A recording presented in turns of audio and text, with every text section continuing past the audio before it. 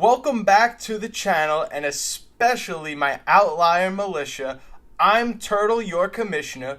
You don't want to get your fantasy football information from anyone else because I will dismiss you.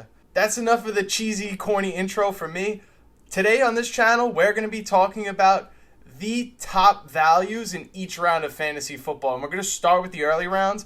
And the next video on this channel will be talking about some of the middle rounds. And if those videos both do well, then I'll make sure we come back around and we finish off strong before your draft start with the late round values that I love the most. But if you thought my cheesy intro was somewhat amusing, or you find me amusing, you think I'm funny like a clown, make sure you subscribe down below because we're not going to stop making fantasy football content anytime soon. These are my early round values, but of course, before I get into who my values are, roll the intro.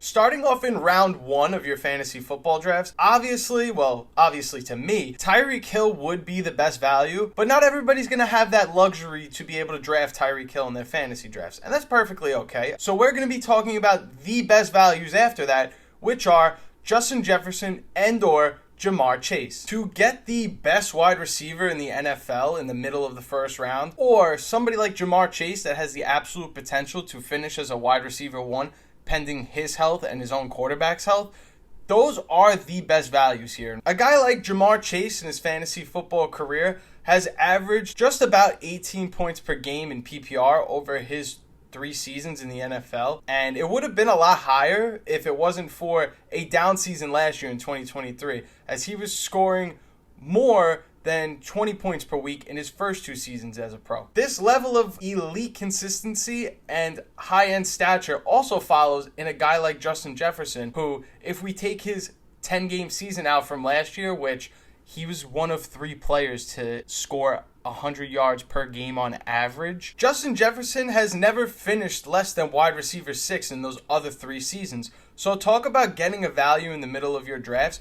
You know that this is somebody that is probably going to end up being a top 5 wide receiver, and you can know that with supreme confidence. In round 2, assuming you did take a wide receiver, or hopefully you did get one of those 2 wide receivers, the best values to grab here is the running back position, because we're going to be hammering wide receivers a lot after this pick. So guys like Kyren and Devon Achane really scream out to me as values in your second round. But if those guys go, guys like Pacheco and Derrick Henry are also pretty good. While Achane and Kyren both come with their own minor reasons of concern, which is why they're going in round 2 versus round 1, you're still getting an absolute value if all things pan out for you. And I definitely think running back is the position of value in round 2, even if it's not one of those 2 players. We're all well aware that if Christian McCaffrey does end up playing every single game this season and isn't hit with the injury bug, that no running back that you could take in round 1 is going to score as many fantasy points or be on that level of a Christian McCaffrey. So why not take a guy in round 2 that could actually be flirting with the numbers of some of the guys being taken after, like a Bijan Robinson or Jahmyr Gibbs or even a Jonathan Taylor?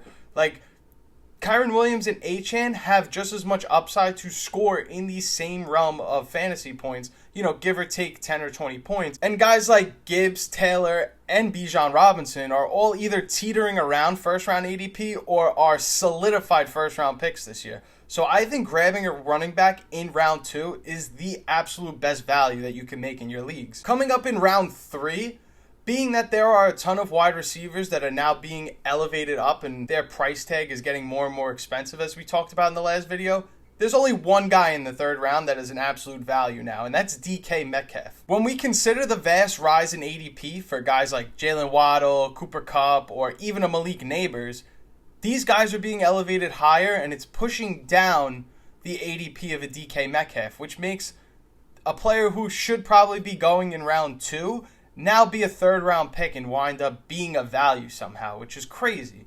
Not to say you shouldn't be taking Waddle, Kupp, or even Malik Neighbors before DK Metcalf, but now we have a solidified valuable wide receiver in round 3 that's probably going to be better than the rest of the players in the pool of guys that you could possibly select in round 3. And if for some reason you were a little heavy on wide receiver the first 2 picks and you didn't listen to me and grab a running back, there could be running backs available like a Derrick Henry or a Pacheco that I talked about in the previous round if you didn't reach for them in the round before. But DK Metcalf is the value in round 3. Now when the pick comes back to you in round 4, you're probably going to start seeing quarterbacks and tight ends fly off the draft board, which is only going to make positional players' value more and more enticing because you might end up getting somebody that's better than what the ADP tells you.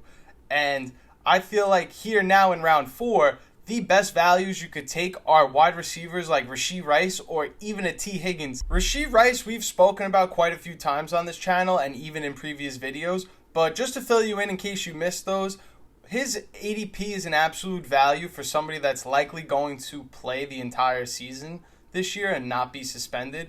And the same would go for T. Higgins, as he's being ranked a lot lower just because of a disappointing season that he had this season prior in 2023. Now in round 5, the same applies as round 4, where there are going to be quarterbacks and tight ends that probably come off the board here if they didn't come off the board the round before, which would make another strong opportunity to go ahead and grab a wide receiver at their absolute best value. And in round 5, that would be Terry McLaurin as the best value here. McLaurin was never a flashy draft pick or a sexy draft pick either, and the same applies this season. But given that he's incredibly consistent and the breakout could still be on the table for somebody like Terry McLaurin, and given that this is the season where he has the best quarterback play of his career, and the fact that if he doesn't break out this season, he's never going to break out, this is the perfect opportunity to grab him at what might be the lowest price that you're going to get him after this season. But if you're in round 5 and you feel like you've taken too many wide receivers and you don't have enough running backs or any running back depth at all, then feel free to grab Kenneth Walker in round 5, as he's also going to be a very valuable draft pick considering his upgrade in receiving work and overall upgrade in a better offensive situation now that Ryan Grubb is the coordinator for the Seattle Seahawks. Now it's time for the final early round value in fantasy, round 6. If you've taken all the wide receivers that I've told you to take, you're probably like, Turtle, come on, we need running backs here. So that's what round 6 is for. Don't you worry, I got you covered. In round 6, we're going to be targeting running backs like Alvin Kamara